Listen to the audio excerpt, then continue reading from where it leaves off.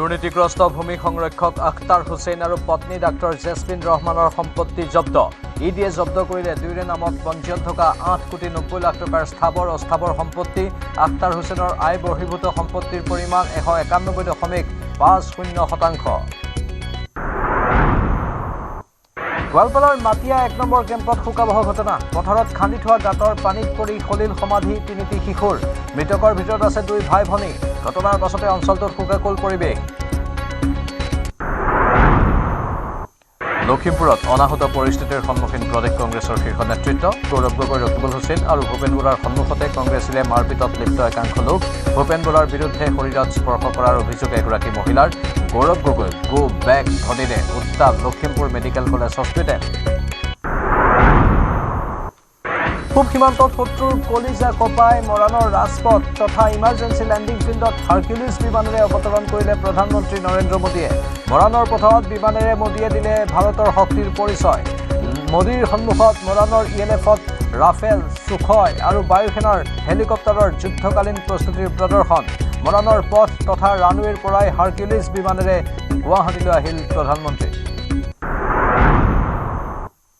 গুৱাহাটীত উন্নয়নৰ আন এক মাইলৰ খুঁটি ব্ৰহ্মপুত্ৰ নদীৰ ওপৰত কুমাৰ ভাস্কৰ বৰ্মা সেতু মুকলি কৰিলে প্ৰধানমন্ত্ৰী মোদীয়ে 100 বৈদ্যুতিক বাহন আৰু IIMৰ কেম্পাছো কৰিলে মুকলি নতুন সেতুত খোজকাঢ়ি মোদীয়ে চালে লুইতৰ সৌন্দৰ্য মুকলিৰ পিছতে গুৱাহাটী উত্তৰ গুৱাহাটী সংযোগী সেতু চাবলৈ ৰাইজৰ হেতা ওপৰা।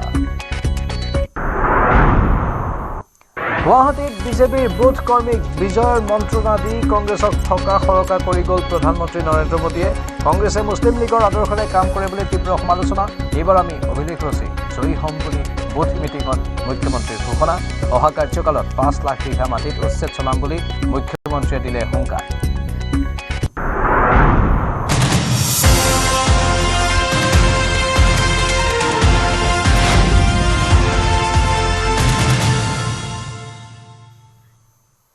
নমস্কাৰ স্বাগতম ষ্টুডিঅ'ত মই প্ৰাঞ্চল এক ব্ৰেকিং নিউজ দুৰ্নীতিগ্ৰস্ত ভূমি সংৰক্ষক আখতাৰ হুছেইন আৰু পত্নীৰ সম্পত্তি জব্দ এনফৰ্চমেণ্ট ডাইৰেক্টৰেটে জব্দ কৰিলে দুয়োৰে নামত পঞ্জীয়ন থকা 8,90,00,000 টকাৰ স্থাবৰ অস্থাবৰ সম্পত্তি আখতাৰ হুছেইনৰ পত্নী কামৰূপ মেট্ৰৰ জ্যেষ্ঠ চিকিৎসা বিষয়া ডাক্তৰ জেছমিন ৰহমান আখতাৰ হুছেইন কাছাৰত ভূমি সংৰক্ষণ বিষয়া হিচাপে থাকোঁতেই আয় বহিৰ্ভূত সম্পত্তি ঘটিছিল।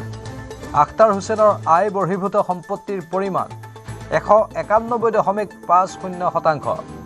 দুৰ্নীতিগ্ৰস্ত বিষয়াজনৰ বিৰুদ্ধে CM ভিজিলেন্সত ৰুজু হৈছিল গোচৰ ইয়াৰ পাছতে গোচৰটো তদন্ত কৰিছিল এনফৰ্চমেণ্ট ডাইৰেক্টৰেটে তদন্তত পোহৰলৈ আহিছিল আখতাৰ হুছেইনৰ একাউণ্টত নীতি বহিৰ্ভূতভাৱে 11 লাখ টকা লেনদেনৰ তথ্য লগতে পত্নীৰ একাউণ্টত লেনদেন হৈছিল 59 লাখ টকা।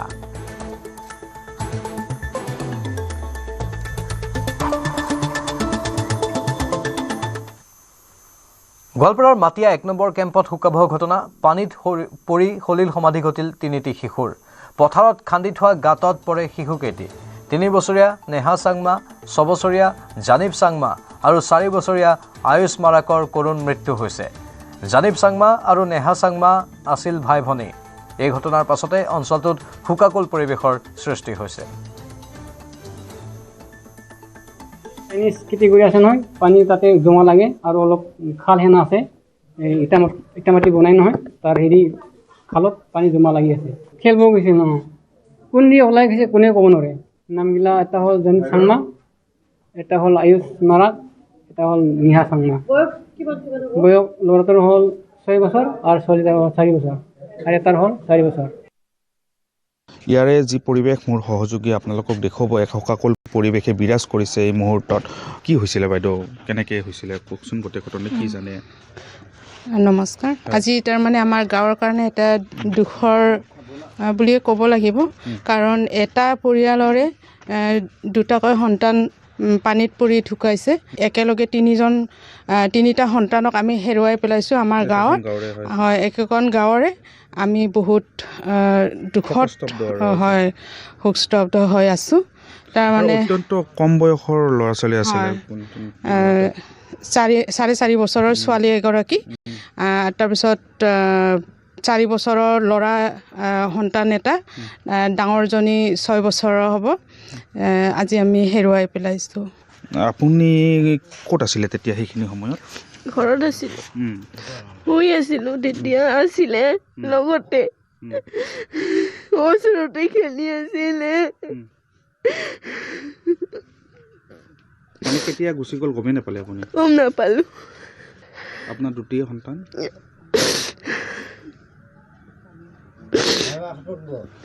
আচলতে কথা ক'ব পৰা, প্ৰশ্ন সুধিব পৰা পৰিৱেশ আচলতে একেবাৰেই নাই এই ঘৰখনত। কিন্তু আমি এটা কথা বাৰম্বাৰ কৈছোঁ, আচলতে কৰ্তব্যৰ খাতিৰত, নিজৰ দায়িত্বৰ খাতিৰত আমি তেখেতসকলৰ পৰা কিছু মন্তব্য ল'বৰ কাৰণে যত্ন কৰিছিলোঁ।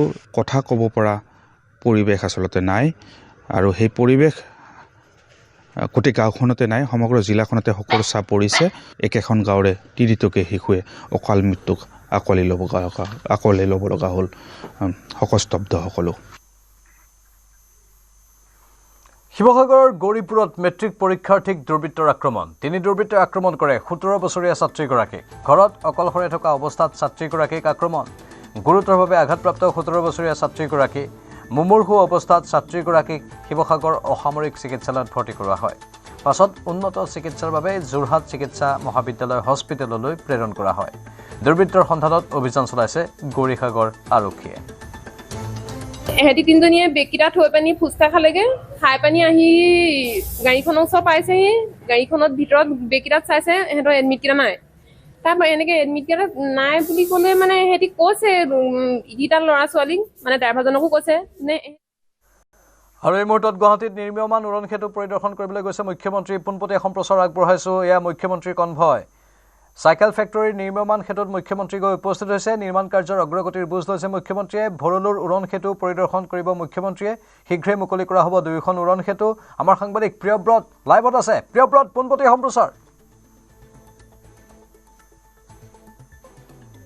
হয় প্ৰাঞ্জল, আমি ইতিমধ্যে দেখুৱাইছোঁ মুখ্যমন্ত্ৰী ডক্টৰ হিমন্ত বিশ্ব শৰ্মা আহি উপস্থিত হৈছে। ভৰলুমুখৰ যি নিৰ্মীয়মান উৰণ সেতু, যিখন সেতুৱে আচলতে দীৰ্ঘদিনীয়া ভৰলুমুখৰ এটা সমস্যা যে যি ৰেল লাইন আছে, ৰেল লাইনক আচলতে ওপৰেৰে সংযোগ কৰিব ইপাৰ আৰু সিপাৰ। গতিকে সেই উৰণ সেতুখন বৰ্তমান সময়ত নিৰ্মীয়মান অৱস্থাত আছে। গতিকে মুখ্যমন্ত্ৰী ডক্টৰ হিমন্ত বিশ্ব শৰ্মাই দিনটোৰ কাৰ্যসূচী অন্তত ইতিমধ্যে তেওঁ চাইকেল ফেক্টৰীত নিৰ্মীয়মান যিখন উৰণ সেতু আছে, এখন যথেষ্ট দীঘল উৰণ সেতু, লাল গণেশকে আদি কৰি বহুকেইটা অঞ্চল সামৰি লৈছে এই উৰণ সেতুখনে। আৰু তাৰ পাছতেই সেইখন পৰিদৰ্শন কৰিছে প্ৰথম, তাৰ পাছতেই আহি উপস্থিত হৈছে ভৰলুমুখৰ এই উৰণ সেতুখনত, যিখন উৰণ সেতুত মুখ্যমন্ত্ৰীগৰাকীয়ে নিজে খোজকাঢ়ি গোটেই উৰণ সেতুখন পৰিদৰ্শন কৰা দেখিবলৈ পোৱা গৈছে। আৰু এনেধৰণে কনভয়ৰ যি বাহন আছিলে, বাহনৰ পৰা নামি মুখ্যমন্ত্ৰী ডক্টৰ হিমন্ত বিশ্ব শৰ্মাই খোজকাঢ়ি পৰিদৰ্শন কৰিছে উৰণ সেতুখন। আৰু তাৰ পাছতেই সংবাদ মাধ্যমকো হয়তো সম্বোধন কৰিব।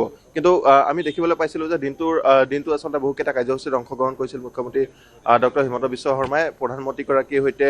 প্ৰধানমন্ত্ৰীগৰাকী যিহেতু অসম ভ্ৰমণ আছিল, অসম ভ্ৰমণ কেইবাটাও গুৰুত্বপূৰ্ণ কাৰ্যসূচী আজি দিনটোত আছিল। গতিকে সেই গোটেইকেইটা কাৰ্যসূচীতে আচলতে সংগ প্ৰদান কৰা দেখিবলৈ পোৱা গৈছিল। আৰু তাৰ পাছতে আহি সন্ধিয়া ভাগৰ পৰাই আচলতে কেইবাটাও কাৰ্যসূচীত ব্যক্তিগতভাৱে তেওঁ অংশগ্ৰহণ কৰা দেখিবলৈ পোৱা গৈছে। আৰু আমি দেখুৱাইছোঁ বৰ্তমান সময়ত যে ভৰলুমুখত যিখন নৱনিৰ্মিত উৰণ সেতু, কেইটামান দিনৰ পিছতে হয়তো এইখন উন্মোচন কৰা হ'ব, উদ্বোধন কৰা হ'ব। আৰু খুব সম্ভৱতঃ হয়তো গৃহমন্ত্ৰী অমিত শ্বাহৰ হাতেৰে এইখন উদ্বোধন কৰা হ'ব। গতিকে এই উৰণ সেতুখনৰ আজিৰ দিনটোত পৰিদৰ্শনৰ বাবে আহিছে মুখ্যমন্ত্ৰী ডক্টৰ হিমন্ত বিশ্ব শৰ্মা। আৰু 100 কোটি টকা ব্যয়েৰে 1.2 কিলোমিটাৰ দৈৰ্ঘ্য হ'ব এইখন উৰণ সেতু। 1.2 কিলোমিটাৰ দৈৰ্ঘ্যৰ এইখন উৰণ সেতুৱে সংযোগ কৰিব ভৰলুমুখৰ যি পইণ্ট আছে, ভৰলুমুখ তিনিআলি বা চাৰিআলি যি পইণ্ট আছে, চাৰিআলি সমান্তৰালভাৱে ৰেলৰ ক্ৰচিঙৰ ওপৰেৰে আনটো অংশক আচলতে সংযোগ কৰিব এইখন উৰণ সেতু।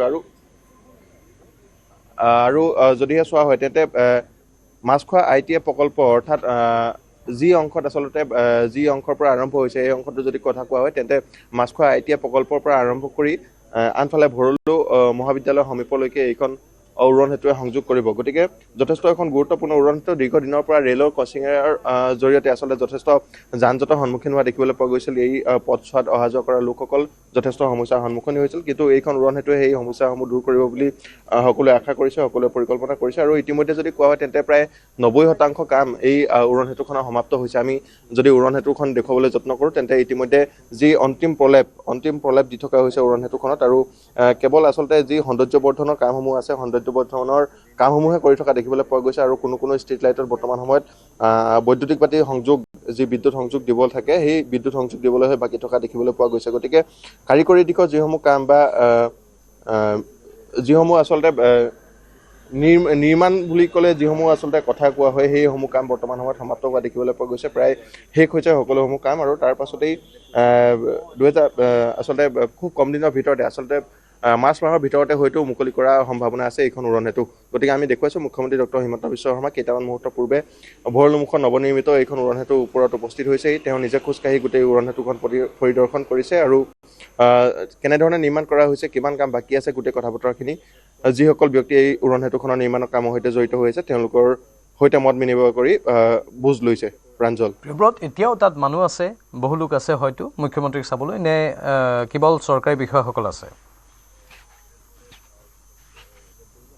হয় প্ৰাঞ্জল আমি ইতিমধ্যে দেখিবলৈ পাইছিলোঁ যে ইয়াৰ পূৰ্বৰ যি পোনপটীয়া সম্প্ৰচাৰ আছিলে সেই আমি ডিজিটেল মাধ্যমে হওক বা টিভি মাধ্যমে হওক দুটা মাধ্যমত আমি দেখুৱাবলৈ চেষ্টা কৰিছিলোঁ যে আজি যিখন ব্ৰিজ মুকলি কৰা হৈছে বা উত্তৰ গুৱাহাটী আৰু গুৱাহাটী সংযোগে যিখন কুমাৰ ভাস্কৰ বৰ্মা সেতু সেই উৰণ সেতুখন সেই দলংখন মুকলি কৰাৰ পাছৰ পৰাই প্ৰধানমন্ত্ৰী নৰেন্দ্ৰ মোদী ডাঙৰীয়া মুকলি কৰাৰ পাছৰ পৰাই যি সাধাৰণ জনতা আছে সাধাৰণ জনতা যথেষ্ট ভিৰ দেখিবলৈ পোৱা গৈছিল যিসকলে বিভিন্ন প্ৰান্তৰ পৰা আহি আচলতে দলংখনত খোজকাঢ়ি চাবলৈ যত্ন কৰিছিল বা তেওঁলোকে ইচ্ছা প্ৰকাশ কৰিছিল গতিকে সেইখন দলঙত বৰ্তমান সময়তো ভিৰ থকা দেখিবলৈ পোৱা গৈছে কিন্তু আনহাতে যদি চোৱা হয় তেন্তে এই উৰণ সেতুখনৰ কাম কাজৰ বুজ ল'বলৈ বৰ্তমান সময়ত যিহেতু মুখ্যমন্ত্ৰীগৰাকীয়ে হঠাৎ আহি উপস্থিত হৈছে গতিকে তেনেধৰণৰ ভিৰ নাই যিসকল আচলতে আৰক্ষী বিষয়া আছে বা নিৰাপত্তাজনিত কাৰণত যিসকল ব্যক্তি থাকিব লাগে সেই ব্যক্তিসকল আছে আৰু সমান্তৰালভাৱে যিসকল বিষয়া এই উৰণ সেতুখনৰ নিৰ্মাণৰ কামত জড়িত হৈ আছে নিৰ্মাণৰ প্ৰক্ৰিয়াটোৰ সৈতে জড়িত হৈ আছে সেই ব্যক্তিসকল আজিৰ দিনটোত এই সময়ত উৰণ সেতুখনৰ সমীপত থকা দেখিবলৈ পোৱা গৈছে প্ৰাঞ্জল নিশ্চয় প্ৰিয়ব্ৰত আপোনাক এই মুহূৰ্তত ধন্যবাদ কিন্তু মুখ্যমন্ত্ৰীয়ে যেতিয়া বক্তব্য আগবঢ়াব তেতিয়া আমি পুনৰ পোনপটীয়া সম্প্ৰচাৰ আগবঢ়াম মুখ্যমন্ত্ৰীয়ে এনেধৰণেই বিভিন্ন স্থান এতিয়াও নিশাৰ ভাগতো পৰিদৰ্শন কৰি আছে চাইকেল ফেক্টৰী ফ্লাইঅভাৰখন বহাগ বিহুৰ আগতে মুকলি কৰি দিব পাৰিম আৰু ভৰলুমুখৰখন মাৰ্চৰ 10 তাৰিখৰ আগতে মুকলি কৰি দিব পাৰিম হয়তো তেতিয়া ইলেকশ্যনৰ মডেল কোড অফ কণ্ডাক্ট চলি থাকিব কিন্তু অনুষ্ঠান নকৰাকৈ আমি ৰাইজৰ কাৰণে বিহুৰ আগতে খুলি দিব পাৰিম চাইকেল ফেক্টৰী ফ্লাইঅভাৰখন বহাগ বিহুৰ আগতে মুকলি কৰি দিব পাৰিম আৰু ভৰলুমুখৰখন মাৰ্চৰ 10 তাৰিখৰ আগতে মুকলি কৰি দিব পাৰিম হয়তো তেতিয়া ইলেকশ্যনৰ মডেল কোড অফ কণ্ডাক্ট চলি থাকিব কিন্তু অনুষ্ঠান নকৰাকৈ আমি ৰাইজৰ কাৰণে বিহুৰ আগতে খুলি দিব পাৰিম আজি যিটো এৰোষ্ট্ৰিপ কৰিছে সেইটো কিহৰ কাৰণে কৰিছে যে কেতিয়াবা যদি আমাৰ যুদ্ধ হয় তেতিয়াহ'লে শত্ৰু ৰাষ্ট্ৰই যদি আমাৰ বিমান কোটবিলাক বোমেদি ধ্বংস কৰি দিয়ে তেতিয়া আমি যাতে ৰাষ্ট্ৰীয় ঘাইপথৰ পৰাও আমাৰ যুদ্ধ বিমান যাব পাৰে বানপানী হ'লে বা আন কিবা কাৰণত ভগৱানে নকৰক ডিব্ৰুগড় বিমানবন্দৰ কিবা কাৰণত অগ্নিদগ্ধ হ'ল শত্ৰু ৰাষ্ট্ৰই অগ্নিদগ্ধ কৰিলে বিমান ক'ত নামিব গতিকে ই হৈছে ভাৰতৰ এটা সামৰিক প্ৰস্তুতি আৰু সেইকাৰণে আজি এয়াৰ ফ'ৰ্ছে বাৰে বাৰে কৈ আছে যে এইটো আমাৰ টেকটিকেল এছেট এতিয়া গৌৰৱ গগৈ যিহেতু তেওঁৰ ভাৰতৰ লগত কোনো সম্বন্ধ নাই অসমৰ লগত তেওঁৰ কোনো সম্বন্ধ নাই পৰিয়ালৰ তিনিজনেই বিদেশী গতিকে তেওঁ ভাৰতৰ নিৰাপত্তাৰ কথাটো বুজি নাপায় আৰু ভাৰতৰ নিৰাপত্তাৰ কথাটো কোনে বুজি পায় এয়াৰ ফ'ৰ্ছে সেইকাৰণে এয়াৰ ফ'ৰ্ছে এইটো নিৰ্মাণ কৰিছে আৰু এয়াৰ ফ'ৰ্ছে প্ৰধানমন্ত্ৰী ডাঙৰীয়াক মাতি আনি উদ্বোধন কৰিছে আৰু আজি ভাৰতৰ যিমান সিকিউৰিটি এনালাইচিছ আছে নেশ্যনেল টিভিত বহি এইটো এটা কিমান ডাঙৰ কাম হ'ল যে চাইনাৰ পৰা কিমান দূৰ মায়ানমাৰৰ পৰা কিমান দূৰ সকলোৱে উচ্চস্বৰে প্ৰশংসা কৰি আছে ইয়াৰ লগত 150 টকা চাহৰ কি মই সম্বন্ধ মই বুজি নাপাওঁ য'ত নেকি ভাৰতৰ যেনেকৈ আপোনালোকে জানে চাইনাই যেতিয়া অসমক আক্ৰমণ কৰিছিল কংগ্ৰেছ দলে অসমক বিদায় দিছিল মোদী ডাঙৰীয়াই অসমক বিদায় দিব নোখোজে বা বিদায় দিয়াৰ প্ৰশ্ন নুঠে সেইকাৰণে তেওঁ টাৱাঙত ৰেল লাইন বনাইছে, ৰাস্তা বনাইছে, ইয়াতে তেওঁ ৰাস্তাৰ ওপৰতে এৰোপ্লেন যুদ্ধ জাহাজ পৰাৰ ব্যৱস্থা কৰিছে। গতিকে শত্ৰু ৰাষ্ট্ৰৰ প্ৰতিনিধিয়ে এই কথাটো বুজি নাপাব। এই কথাটো বুজি পাবৰ কাৰণে ভাৰতৰ সন্তান হ'ব লাগিব। চাওক, তেখেতে মোকো মোবাইলত বহুত দিনৰ পৰা SMS মেছেজ দি আছে। বিষয়টো অলপ নিৰপেক্ষভাৱে তদন্ত কৰিব লাগিব, কাৰণ তেওঁৰ নিজৰ ছাবজেক্ট এটা হোৱা নোহোৱাৰ প্ৰশ্ন এটাও মোক বহুত দিনৰ পৰা মোবাইলত তেওঁ মেছেজ দি আছে। গতিকে এই ক্ষেত্ৰত মই ভাবোঁ যে নিৰপেক্ষ দুগৰাকী মহিলা অধ্যাপিকাই তদন্ত কৰিলে সঁচা মিছা কথাটো ওলাই যাব, কাৰণ এইটোৰ এটা হিষ্ট্ৰী আছে। ৰণক্ষেত্ৰত পৰিণত চিলাপথাৰৰ অকাজান জনজাতি ছোৱালী উচ্চতৰ মাধ্যমিক বিদ্যালয়ৰ পৰীক্ষা কেন্দ্ৰ। বহিষ্কৃত এগৰাকী ছাত্ৰীৰ আত্মহত্যাৰ চেষ্টা কৰাক লৈ গাড়ীৰ আগত জঁপিয়াই যি চেষ্টা চলাইছিল তাক লৈ প্ৰতিক্ৰিয়া হয়। তাৰ পাছতে এনেধৰণৰ পৰিৱেশৰ সৃষ্টি হয়। আজি অসমীয়া বিষয়ৰ পৰীক্ষাৰ অন্ত পৰিবলৈ প্ৰায় 10 মিনিট বাকী থকা অৱস্থাতে কেন্দ্ৰত নিয়োজিত বহি নিৰীক্ষকে এগৰাকী ছাত্ৰীক নকল কৰাৰ অভিযোগত বহিষ্কাৰ কৰে। লাজে অপমানে জৰ্জৰিত ছাত্ৰীগৰাকীয়ে স্কুলৰ সন্মুখেদি ৰাষ্ট্ৰীয় ঘাইপথেৰে যোৱা এখন তীব্ৰবেগী গাড়ীৰ আগত জঁপিয়াই আত্মহত্যাৰ চেষ্টা চলোৱা ঘটনাই চাঞ্চল্যৰ সৃষ্টি কৰিছে সমগ্ৰ অঞ্চলত। এই ঘটনাৰ পিছতেই এনেধৰণৰ উত্তপ্ত পৰিৱেশৰ সৃষ্টি হয়। একাংশ ছাত্ৰ ছাত্ৰী আৰু সহস্ৰাধিক লোক তাত সমবেত হৈ আবদ্ধ কৰি ৰাখে দুজনকৈ নিৰীক্ষকক। এক্সটাৰ্নেলক উত্তম মাধ্যম সোধোৱাৰ লগতে শিল নিক্ষেপ কৰি বিদ্যালয়ৰ আচবাবো বিনষ্ট কৰে। প্ৰচণ্ড শিলাবৰ্ষণত আহত হয় আৰক্ষীৰ লগতে বহু লোক। ঘটনাস্থলীত আৰক্ষী বাহিনীৰ লোক উপস্থিত হৈ কোনোমতে নিৰীক্ষকক উদ্ধাৰ কৰিবলৈ সক্ষম হয়। ছোৱালীজনী ঠিক পৰীক্ষা শেষ হ'বলৈ 5 মিনিট সময় থাকোঁতে ছোৱালীজনীক ধৰিলে। ছোৱালীজনীৰ হাতত নকলো নাছিল বুলি কৈছে। তোমাক ডব্লিউ দিছিলোঁ, তুমি আকৌ নকল কৰিব লৈছিলা। তেনেকৈ কিনে ছোৱালীজনীৰ এনচাৰ চিটটো ছুপাৰভাইজিং অফিচাৰ বাইদেৱে ল'লে। লোৱাৰ পিছত ছোৱালীজনীক তুমি ওলাই যোৱা বুলি পঠাই দিলে। তাইক যে এক্সপেল কৰিলেতো অফিচত আনি তাক চহী তহী কৰাব লাগে, সেইখিনি কৰা নাই। ছোৱালীজনীক মানে ওলাই পঠাই দিলে। ওলাই পঠিয়াই দিয়াৰ পিছত ছোৱালীজনী ওলাই গৈ ছোৱালীজনী নিজে ধাৰণা কৰিলে যে তাইক এক্সপেল কৰিছে। আকৌ হাতৰ পৰা এগৰাকী ইফালৰ পৰা গাড়ীখন আহি আছিল স্পীডত, তাতে তাই জঁপিয়াই দিলে। তাইৰ আগফালটো অলপ ফাটিছে মাথাটো। তাইক এতিয়া স্কেনিং কৰি আছে। স্কেনিং কৰাৰ পিছত তাইৰ অৱস্থা, তাই কথা ক'ব পাৰিছে। উচ্চতৰ মাধ্যমিক পৰীক্ষাত প্ৰশ্ন জুবিন গাৰ্গ সন্দৰ্ভত। অসমীয়া বিষয়ৰ প্ৰশ্নকাকতত জুবিন গাৰ্গক লৈ প্ৰশ্ন। জুবিন গাৰ্গক লৈ প্ৰশ্ন অন্তৰ্ভুক্ত উচ্চতৰ মাধ্যমিকৰ চূড়ান্ত পৰীক্ষাত। ক্ৰমিক নম্বৰ 15 জুবিন গাৰ্গ শীৰ্ষক ৰচনা লিখাৰ আহ্বান।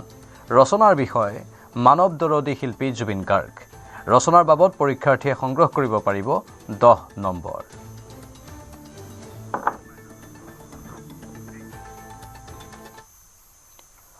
অসমৰ উন্নয়ন দেখি ক'ৰবাত যেন ঈৰ্ষাত জ্বলি পুৰি মৰিছে গৌৰৱ গগৈ আৰু অখিল গগৈ।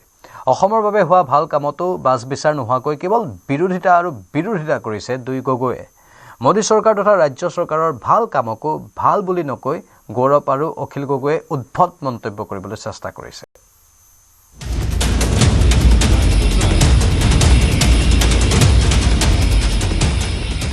আৰু ইলেকশ্যনৰ আগত এই ৰাস্তাটোত কেইখনমান এনেকুৱা উৰাই দেখুৱালে আমাৰ অসমীয়া জাতিটো কি উন্নতি হ'ব?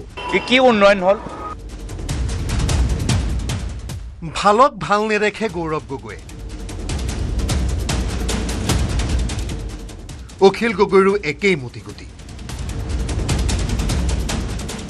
উন্নয়নৰ উপলুঙা দুই গগৈৰ বাছ বিচাৰ নোহোৱাকৈ কেৱল বিৰোধিতা আৰু বিৰোধিতা। অসমৰ বাবে হোৱা ভাল কামতো বিৰোধিতা, অসমৰ উন্নয়নতো বিৰোধিতা দুই গগৈৰ। উদ্ভট কথাৰে উন্নয়ন বিৰোধী মন্তব্য গৌৰৱ গগৈ আৰু অখিল গগৈৰ। প্লেন নামিছে, আপোনালোকে এয়াৰপৰ্টত যাওকচোন, এক কাপ চাহৰ দাম কিমান কওকচোন। আমাক এৰোপ্লেনৰ খেলা কেলে লাগে? অসমীয়া মানুহক মৰাণত এৰোপ্লেনৰ খেলাটো কেলে লাগে? আচলতে ক'ৰবাত যেন জ্বলি পুৰি মৰিছে গৌৰৱ গগৈ, ঈৰ্ষাত যেন জ্বলিছে অখিল গগৈও। সেয়ে মোদী চৰকাৰৰ ভাল কামকো ভাল বুলি নকয় গৌৰৱ আৰু অখিল গগৈয়ে। কোনোবাখিনিত যেন সহ্য হোৱা নাই বিজেপিৰ দিনৰ উন্নয়ন।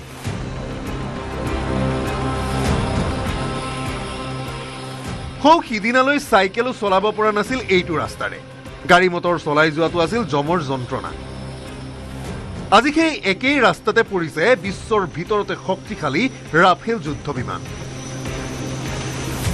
চলিছে সুখয় ফাইটাৰ জেট আৰু মহাশক্তিশালী হাৰকিউলিছ বিমান মৰাণত যুদ্ধ সদৃশ গৰ্জনে ৰঙা চীনৰ বুকুত কঁপনি তুলিছে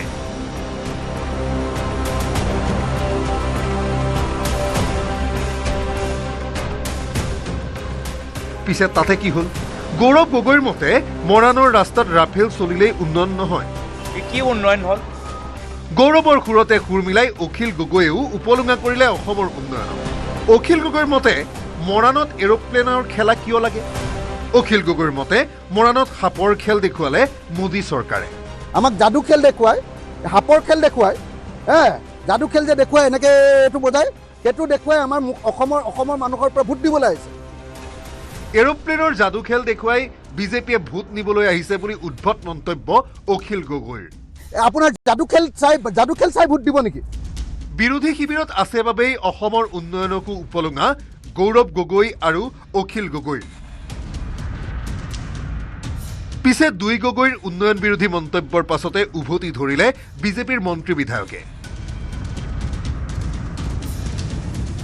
গৌৰৱলৈ মন্ত্ৰী জয়ন্ত মল্লবৰুৱাৰ তীব্ৰ আক্ৰমণ পাকিস্তানৰ লিংকত থকা মানুহ বহুদিন ধৰি পাকিস্তানৰ চোৰাংচোৱাগিৰিৰ দৰে কামেই কৰি থাকিলে গতিকে ভাৰতবৰ্ষৰ উন্নয়ন তেওঁ গমো নাপাব বুজিও নাপাব আৰু বুজিলেও নুবুজাৰ ভাও জুৰিব দুই গগৈক উভতি ধৰিলে বিজেপিৰ বিধায়ক চক্ৰধৰ গগৈয়ে দুই গগৈৰ মগজুৰ বিকৃতি ঘটিছে যেন লাগিছে পাগল মানুহে কেতিয়া কি কথা ক'ব ঠিক নাই আৰু ছাগলীয়ে কোনো নোখোৱা বস্তুৱে নাই তাৰমানে ছাগলীয়ে যেনেকৈ কোনো নোখোৱা বস্তু নাই তেনেকৈ পাগলেও নোখোৱা কথা কোনো নাথাকে গতিকে হয়তো তেনেকুৱা কিবা মূৰৰ বিকৃতি ঘটি সেইটো পৰ্যায়লৈকে যাবগৈও পাৰে মই গৈছে বুলি কোৱা নাই বিদেশত পঢ়া শুনা কৰিলেও গৌৰৱ গগৈৰ মগজু নাই বুলি ধৰিলে উভতি বেলেগ উপাধিধাৰী হোৱা হ'লেও অকণমান এক্সকিউজেবল আছিলে কিন্তু এতিয়া মই নিজেও গগৈ আৰু সেই দুজনো গগৈ মই মানে বহুত লজ্জিত হওঁ গৌৰৱ গগৈ নামৰ মানুহটো দেশৰ বাবে বিপদজনক বুলি তীব্ৰ শ্লেষপূৰ্ণ মন্তব্য চক্ৰধৰ গগৈৰ তেওঁলোকৰ একদম সস্তীয়া যিবিলাক ৰাজনৈতিক আকাংক্ষা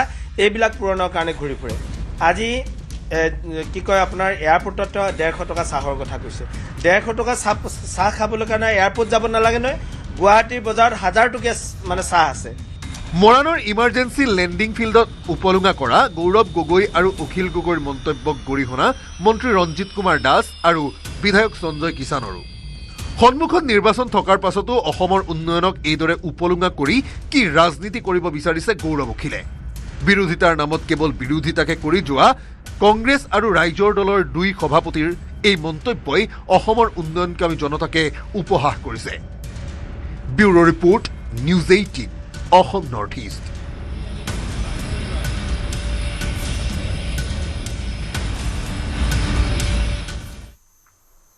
ডিব্ৰুগড়ৰ মৰাণ বাইপাছত মুকলি হোৱা উত্তৰ পূবৰ প্ৰথমটো অত্যাধুনিক জৰুৰীকালীন অৱতৰণ ক্ষেত্ৰ দেশৰ সামৰিক শক্তিত গুৰুত্বপূৰ্ণ সংযোজন দেশৰ ৰাষ্ট্ৰীয় নিৰাপত্তা দেশৰ সাৰ্বভৌমত্বৰ বাবে কৰা যিকোনো কামত সমৰ্থন থাকিব বুলি মন্তব্য লুৰিণজ্যোতি গগৈৰ আমাৰ বাবে ৰাষ্ট্ৰ প্ৰথম দেশৰ নিৰাপত্তা প্ৰথম ভাল কামত আমি সদায় আছো বুলি মন্তব্য অখিল গগৈ আৰু গৌৰৱ গগৈৰ উপলুঙা সূচক মন্তব্যৰ বিপৰীতে চৰকাৰৰ কামত সমৰ্থন কৰিলে লুৰিণজ্যোতি গগৈয়ে ডাঙৰীয়াই যিটো আজি যিটো পথৰ উন্মোচন কৰিলে এইটো ষ্ট্ৰেটেজিকেলি এই কথাটো কৈ অহা হৈছে যে যিহেতু দেশৰ নিৰাপত্তা বা দেশৰ যিটো ডিফেন্স যিটো যিটো সামৰিক ব্যৱস্থা সামৰিকভাৱে ষ্ট্ৰেটেজিকেল জেগা এটুকুৰা কাৰণ ইয়াৰ পৰা চীন বেছি দূৰ নহয় ইয়াৰ পৰা অৰুণাচল বেছি দূৰ নহয় আৰু এনেকুৱা ধৰণৰ দেশৰ যিটো অসমমালা যিটো আঁচনি আছে সেই আঁচনিৰ অধীনত তেওঁলোকে এই কামটো কৰিছে বহু ঠাইত য'ত বিমান অৱতৰণ কৰিব পাৰে য'ত যুদ্ধ জাহাজবোৰ নমাব পাৰে এইটো কথা এইটো ভাল কাম কৰিছে এইটোত আমি আপত্তি কৰিব লগা একো কথা নাই ভাল কাম হৈছে কৰিব লাগে কাৰণ যিটো মানে ডিফেন্সৰ দৃষ্টিকোণৰ পৰা সামৰিক দৃষ্টিকোণৰ পৰা ষ্ট্ৰেটেজিকেল কিছুমান পইণ্ট থাকিবই দেশৰ ৰাষ্ট্ৰীয় নিৰাপত্তা দেশৰ সাৰ্বভৌমত্ব সেইবোৰ সুৰক্ষাৰ কাৰণে কৰা যিকোনো কামতে দেশৰ প্ৰধানমন্ত্ৰীৰ লগত আমি আছোঁ থাকিম মোৰ ৰাষ্ট্ৰ প্ৰথম মোৰ দেশ প্ৰথম দেশৰ সুৰক্ষাটো প্ৰথম তাৰ কাৰণে নন কম্প্ৰমাইজিং ৱেত কাম কৰিব লাগে কিন্তু তাৰ লগে লগে দেশৰ জনগণৰ সামগ্ৰিক উন্নয়ন এইটো আমি বিশ্বাস ইফালে গৌৰৱ গগৈ আৰু অখিল গগৈক তীব্ৰ কটাক্ষ মন্ত্ৰী প্ৰশান্ত ফুকনৰ। ইতিহাসৰ জ্ঞান নাই গৌৰৱ গগৈৰ। দেউতাকৰ অনুগ্ৰহত ৰাজনীতিলৈ আহিছে বাবে একো নাজানে। প্ৰধানমন্ত্ৰী হৈ থকাৰ সময়ত জৱাহৰলাল নেহৰুৱে প্ৰতিদিনে 1 তোলা সোণৰ মূল্যৰ মুৰ্গী খাইছিল বুলি সংসদত সমালোচনা কৰিছিল ৰামমোহন লোহিয়াই। সেই কংগ্ৰেছ দলৰ নেতাই আৰু কি ক'ব? আনহাতে অখিল গগৈক সমালোচনা কৰি আৰু এনেকুৱা দুটামান কথা ক'লে তেওঁক মানসিক বিকাৰগ্ৰস্ত বুলি ক'বলৈ বাধ্য হ'ম বুলি প্ৰতিক্ৰিয়া প্ৰকাশ কৰে মন্ত্ৰী প্ৰশান্ত ফুকনে। গৌৰৱ গগৈ ডাঙৰীয়া ইতিহাস নাজানে বা ইতিহাস পঢ়া নাই, কাৰণ তেওঁ মাজৰ ষ্টেচনত আহি ৰাজনীতিত সোমাইছেতো, দেউতাকৰ অনুগ্ৰহত ৰাজনীতিত সোমাইছেতো, তেওঁ এইটো কথা নাজানে। পাৰ্লিয়ামেণ্টত ৰামমোহন লোহিয়াই এটা কথা কৈছিল যে জৱাহৰলাল নেহৰুৱে ডেইলি 1 তোলা সোণা খাটায়।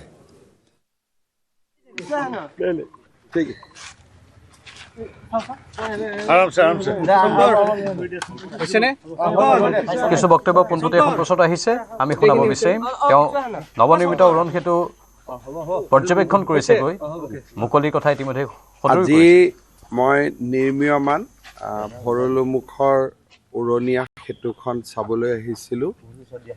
এই উৰণীয়া সেতুখন নিৰ্মাণ হ'লে শান্তিপুৰৰ পৰা জালুকবাৰী বা শুক্লেশ্বৰৰ ফালৰ পৰা শান্তিপুৰলৈ আহিবৰ কাৰণে আমাৰ জনসাধাৰণৰ বহুত উপকাৰ হ'ব। উৰণীয়া সেতুখনৰ নিৰ্মাণৰ কাম প্ৰায় শেষ হৈছে। 5 মাৰ্চৰ পৰা 10 মাৰ্চৰ ভিতৰত এই উৰণীয়া সেতুখন আমি উদ্বোধন কৰিব পাৰিম। মই এবাৰ নিজে চাই গ'লোঁ কিমান আগবাঢ়িছে, কি বাঢ়িছে। ইঞ্জিনিয়াৰসকল বা আমাৰ কণ্ট্ৰেক্টৰসকলে এইটো কথাই মোক কৈছে যে 5 মাৰ্চৰ পৰা 10 মাৰ্চৰ ভিতৰত যিকোনো এটা দিনতে আমি ইয়াক উদ্বোধন কৰিব পাৰিম বুলি। আৰু কিবা ছাৰ এডন হ'ব নেকি? ইয়াত আৰু হ'বলগীয়া নাই, কাৰণ এইটো গোটেই আমাৰ শুক্লেশ্বৰ ঘাটৰ পৰা বা আমাৰ শান্তিপুৰৰ পৰা এয়াৰপৰ্টলৈকে যোৱা ভৰলুমুখৰ ৰেলগাড়ীখন আমি সৰুৰ পৰাই দেখি আহিছিলোঁ, বহুত দেৰি ৰখাই থয়। আৰু ষ্টেচনৰ ওচৰত কাৰণে ইয়াত ৰেলগেট বেলেগ ৰেলগেটতকৈ ইয়াত বেছি দেৰি ৰেলগেট বন্ধ হৈছিলে। গতিকে এতিয়া ৰেলগেটৰ লগত কথা নাই, ওপৰেদি অহা যোৱা কৰিব পাৰিব আৰু ডাঙৰ যান বাহনৰ এটা জঁট এটা নোহোৱা হৈ যাব। এতিয়া ক'ব গ'লে ভৰলুমুখৰ এইখিনি জেগাত কোনো ধৰণৰ যান জঁট নাথাকে। এসময়ত গুৱাহাটীৰ আটাইতকৈ বেছি যান জঁট থকা বুলি যি অঞ্চল আছিলে, ভৰলুমুখৰ নাম আছিলে। এতিয়া আৰু ভৰলুমুখত সেই যান জঁটবোৰ নাথাকে। নালাগে এইখন চেণ্ট্ৰেল, এইবোৰতো আমাৰ সৰু সৰু প্ৰজেক্ট, আমি ইয়াতে কৰিলে হ'ব। ছাৰ আজি উত্তৰ গুৱাহাটী আৰু গুৱাহাটীৰ যিখন দলং ইতিমধ্যে মুকলি কৰিলে, তাৰপাছত ছাৰ সকলোৱে উৎসাহ আমি দেখিবলৈ পাইছোঁ। সমান্তৰালকৈ চাই বহুতে লেতেৰাও কৰিছে দলংখন। চাওক, এতিয়া তাৰ ওপৰত মই একো কমেণ্ট নিদিওঁ। এইবিলাক লেতেৰা বা আন ধৰণৰ কথা, আজিকালি মানুহ নিজেই মেচিয়ৰ আৰু ৰাইজৰ সম্পত্তি এটা কেনেকৈ ৰাখিব লাগে তেওঁলোকে নিশ্চয় জানে। গতিকে মই ভাবোঁ সকলোৱে চাফ চিকুণকৈ ৰাখিব। 1 মাৰ্চলৈকে আমি ইয়াত গাড়ী চলাচল কৰিব দিয়া নাই। গতিকে অন্ততঃ অহা 14-15 দিন ৰাইজে এই দলংখনৰ এটা যিটো ফিল বুলি কয়, এটা ফিল এটা ল'ব পাৰিব। তাৰ পিছতো দলংখনৰ পৰা একেবাৰে আমি নেশ্যনেল হাইৱেত যাব নোৱাৰিম, আমি IIT গুৱাহাটী হৈ ঘূৰি যাব লাগিব। গতিকে অকণমান ফিলটো আমি তেতিয়াও নাপাম। কিন্তু জুন মাহত আমাৰ যিখন ট্ৰাম্পেড আমি নিৰ্মাণ কৰি আছোঁ, জুন মাহত কমপ্লিট হৈ যাব। তেতিয়া আমি গৌৰীপুৰৰ পৰা প্ৰত্যক্ষভাৱে আহিব পাৰিম। তেতিয়া মোৰ মতেদি 7 মিনিটত আমি গৌৰীপুৰৰ পৰা ইয়াত পাই যাম। এইমাত্ৰ কৈ থৈ আহিছোঁ। বাজেট কিমান সুধিলেহে গম পাম। কিমান?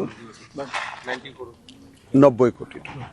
আৰু লখিমপুৰত অভাৱনীয় পৰিস্থিতি সৃষ্টি হৈছে। মই দেখা নাই আজিৰ দিনটো প্ৰধানমন্ত্ৰী যোৱাৰ কাৰণে, আৰু আমাৰো বহুত প্ৰধানমন্ত্ৰী নোযোৱালৈকে এটা টেনশ্যনত থকা যায়, যোৱাৰ পিছত বহুত ৰিলেক্স ফিল কৰা যায়। সেইকাৰণে আজি আৰু বেলেগ কথাত মাথা লগোৱা নাই। আৰু আজি অসমত বহুতকেইটা ডাঙৰ ডাঙৰ কাম হৈ গ'ল। আৰু টিভিও মই চোৱা নাই, মই একোৱে চোৱা নাই আজি। আনকি নিশা 11 বাজিলে এতিয়ালৈকে গুৱাহাটী উত্তৰ গুৱাহাটী দলঙত ৰাতি 2টালৈকে থাকিব, আকৌ ৰাতিপুৱাও আহি পাব। কাৰণ গুৱাহাটীৰ মাজেদি প্ৰথমখন ব্ৰহ্মপুত্ৰ দলং গতিকে আগতে শৰাইঘাট ব্ৰিজততো মানুহ উঠিব নোৱাৰে গাড়ী ইমান চলাচল এতিয়া অন্ততঃ খালী দলংখনত মানুহে গৈ এটা নদীৰ ফিল এটা ল'ব পাৰে যেনেকৈ আমাৰ ৰিভাৰ বেংকৰ পাৰ্কখন তেনেকৈ মই ভাবোঁ দলংখনৰ পৰাও মানুহে ব্ৰহ্মপুত্ৰৰ নৈসৰ্গিক দৃশ্য চাব পাৰিব 14-15 দিন মানুহে এটা ফিল ল'ব পাৰিব গৃহমন্ত্ৰী ডাঙৰীয়া আহিব এতিয়ালৈকে আমি জনামতে বৰ্তমানলৈকে 20 তাৰিখে তেওঁ শিলচৰলৈকে আহিব 21 তাৰিখে তেওঁ গুৱাহাটীলৈকে আহিব আৰু 21 তাৰিখত CRPFৰ এটা খুব ডাঙৰ পেৰেড হ'ব আৰু সেইটো খুব দৃষ্টিনন্দন আৰু এটা চাই থাকিব বিচৰা পেৰেড হ'ব এইকেইটা দিন CRPFৰ জোৱানবিলাকে এমাহ ধৰি প্ৰেক্টিছ কৰি আছে আৰু সেইটো ইউজুৱেলি CRPFৰ কেম্পৰ ভিতৰত হয় এইবাৰ মই ৰিকুৱেষ্ট কৰাৰ কাৰণে তেওঁলোকে মুকলি মঞ্চলৈকে ইয়াক আনিছে আৰু গৃহমন্ত্ৰী ডাঙৰীয়ায়ো যথেষ্ট ছাপোৰ্ট কৰিছে এইটো এটা খুব মানে দৃষ্টিনন্দন পেৰেড হ'ব আমাৰ ল'ৰা ছোৱালী স্কুলৰ ছাত্ৰ মই সকলোকে আমন্ত্ৰণ কৰিম সকলোৱে যাতে পেৰেডটো চাব আহে আমাৰ সৰু সজা ষ্টেডিয়ামত এটা কথা কৈছে AMDC আৰু ভূতথ্য বিভাগৰ পৰা মই নাজানো বাবা মই আজিয়ে কৈছোঁ নহয় এইবিলাক অকণমান আজি দিনটো অলপ ৰিলেক্স হৈ আছোঁ অহাকালি ৰাতিপুৱা 10টা বজাত মই প্ৰেছ কনফাৰেঞ্চ দিছোঁ কিবা সুধিলে তাতে সুধিব দলঙত আমি কথা পাতোতে সাধাৰণ লোকে কৈছে anything is possible for HPS বুলি কৈছে 2-এজন সাংবাদিকক বাদ দি আৰু প্ৰতিদিনৰ মালিকক বাদ দি চবেই বিশ্বাস কৰে যে এখন চৰকাৰে ভাল কাম কৰি আছে আৰু এয়া মুখ্যমন্ত্ৰী ভৰলুৰ পৰা এই পোনপটীয়া সম্প্ৰচাৰ আগবঢ়ালোঁ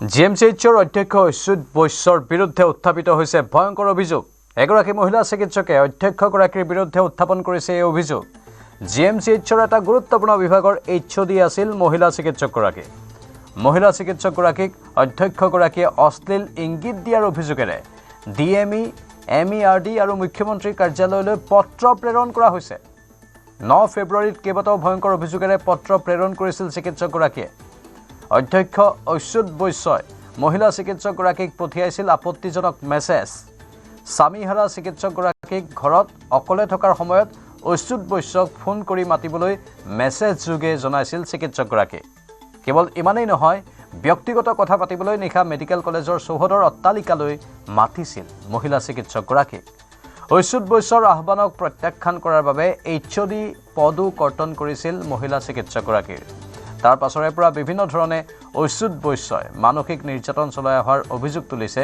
ভুক্তভোগী চিকিৎসকগৰাকীয়ে 2025 বৰ্ষৰ পৰাই ব্যক্তিগত আৰু কৰ্মক্ষেত্ৰত মানসিক নিৰ্যাতনৰ বলি হৈ আহিছিল মহিলা চিকিৎসকগৰাকী 9 ফেব্ৰুৱাৰীতে মুখ্যমন্ত্ৰী কাৰ্যালয়ত অভিযোগ দাখিল কৰাৰ পিছতো কিন্তু আজিলৈ অচ্যুত বৈশ্যৰ বিৰুদ্ধে নহল কোনো ব্যৱস্থা উল্লেখযোগ্য যে এইগৰাকী GMCHৰ অধ্যক্ষ অচ্যুত বৈশ্যৰ বিৰুদ্ধে পূৰ্বেও বহুকেইটা অভিযোগ উত্থাপন হৈছিল বিশেষকৈ মানুহক বেয়া ব্যৱহাৰ কৰাৰ অভিযোগ সুযোগ পালে মানুহক বেয়া ব্যৱহাৰ কৰে এগৰাকী অচ্যুত বৈশ্যই অহংকাৰত মত্ত হৈ থাকে বুলি অভিযোগ আহিছিল আৰু এতিয়া এগৰাকী মহিলা চিকিৎসকে অতি গুৰুতৰ অভিযোগ আনিছে তথাকথিত এগৰাকী অচ্যুত বৈশ্যৰ বিৰুদ্ধে আৰু অচ্যুত বৈশ্যৰ বিৰুদ্ধে এনেধৰণৰ অশ্লীল কাৰ্যকলাপ সংঘটিত কৰাৰ অভিযোগ উত্থাপন কৰিছে এগৰাকী মহিলা চিকিৎসকে